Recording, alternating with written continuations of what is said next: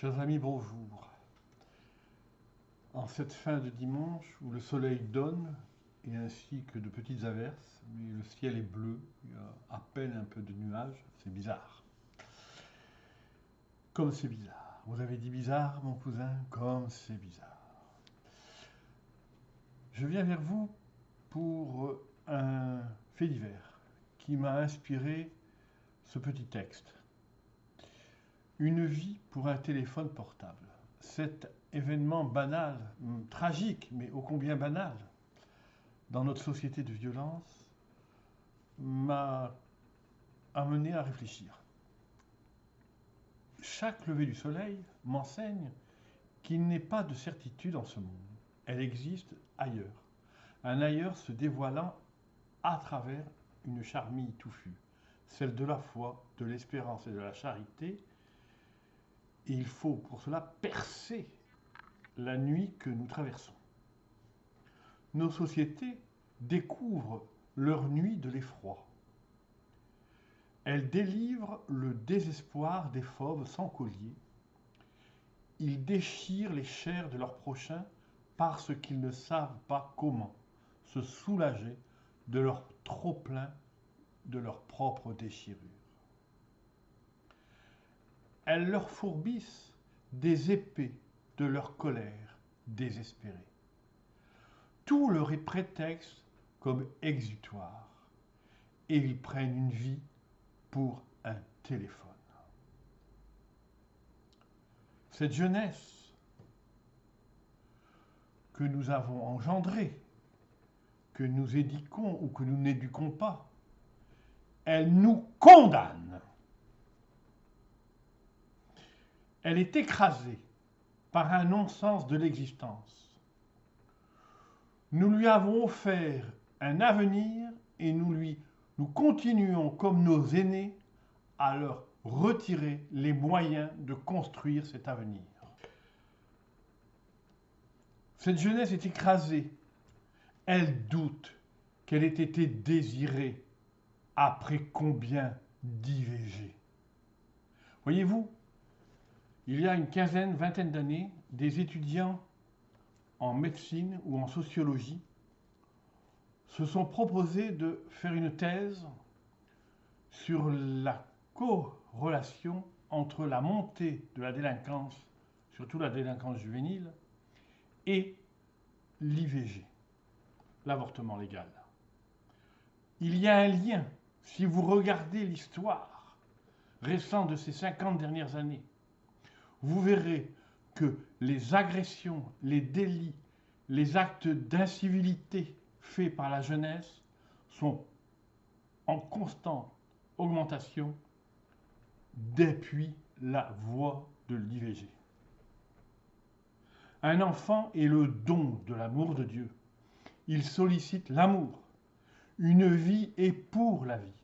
Et la vie nous donne ce qu'elle reçoit de nous. L'enfant est une part de notre rédemption ou de notre damnation. Effacer un sourire, une promesse d'amour, au nom de la liberté de disposer de son corps, c'est le non-amour, c'est l'absolu refus du don. Un ventre maternel se fait autel sacrificiel aux démons.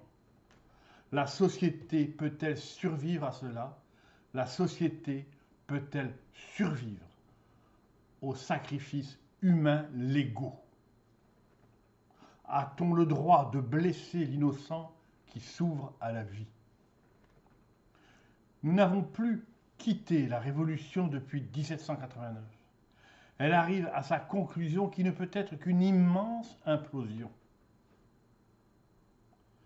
Chaque peuple, chaque individu négocie en ce moment le virage de l'histoire, en répondant à cette question que Jésus ne cesse plus de poser depuis la fin du Concile.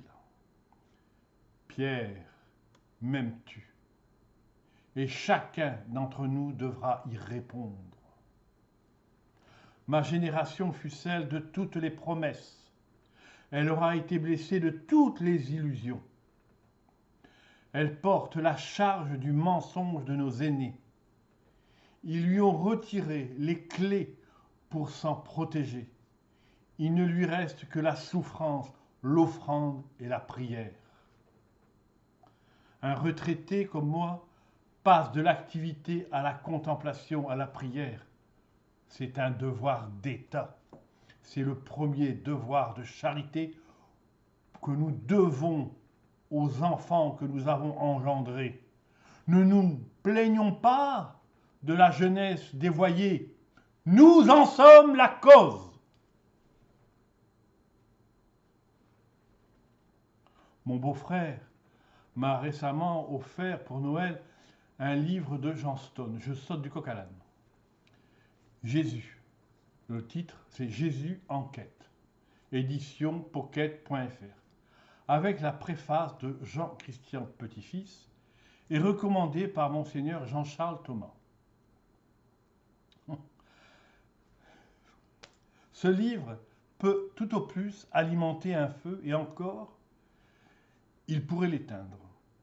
L'auteur s'inscrit dans la continuité du modernisme du XIXe siècle, la critique historique de l'école allemande.